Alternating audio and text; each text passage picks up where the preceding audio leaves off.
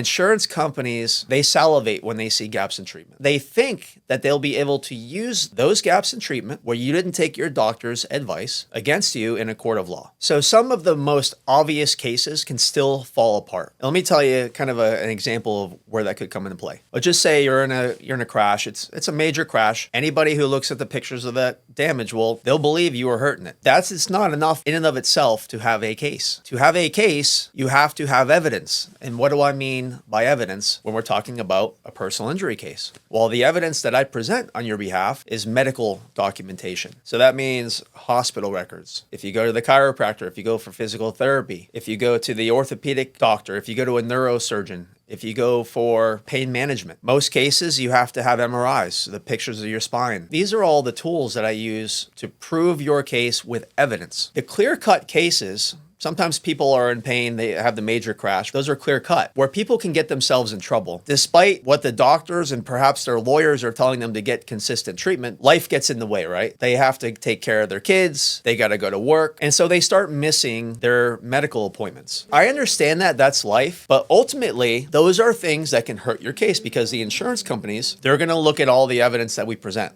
They're going to look at all the medical records I send. And what they're going to do is look at the timelines. They'll say, all right, well, he went to the doctor a couple days after the crash or the day of the crash, went to the hospital. And then the doctors told him to come 3 days a week. And he missed 2 weeks here. He or she missed 3 weeks here. He only went in once a month when the doctors were telling him to come in 7 times a month, things like that. Those are what's called gaps in treatment. Ultimately, when you are done with your treatment, me as your lawyer, I'm going to take all the evidence that I can that you have generated via your doctor's visits and all of that. And I'm going to use that when I present your case to the insurance company. When I demand money from the insurance company, I'm going to use the medical evidence to prove your injuries. And when they respond to me after looking at the timelines and all of those things, they're going to say, you know what, Mr. Jaspon, I understand your client wants a lot of money here. We're looking at this timeline, and the timeline doesn't match up with how severe the injuries are. They'll point it out to me. Okay, I'll get a call from an insurance adjuster. They'll start pointing to me all the flaws in your case. And they'll say, see, he missed these 2 weeks here. He missed this point, this point, this point. And so they're going to point out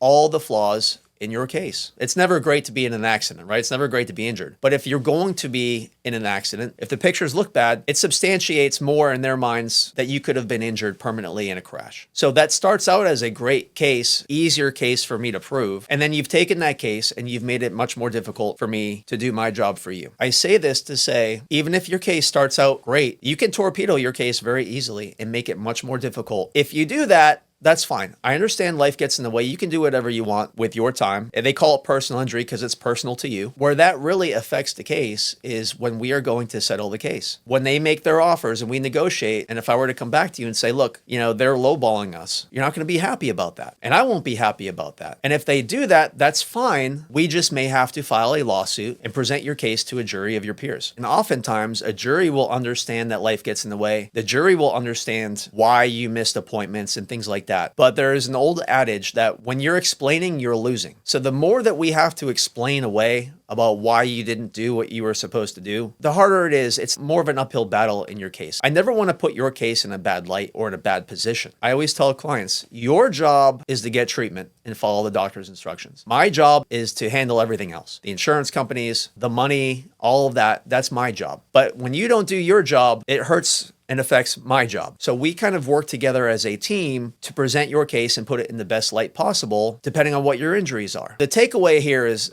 don't take a great case and make it a bad case, or don't take a great case and make it difficult. If you start out with a great case, let's keep it that way. Okay, let's build, I guess you could call it the momentum of your case. By momentum, I mean just get the treatment the doctors recommend for you. Just do what they ask you to do. If you're in a situation, you're in a major crash, but you want guidance in your case, call me. I'd be happy to talk to you personally and help you with the case. Thank you.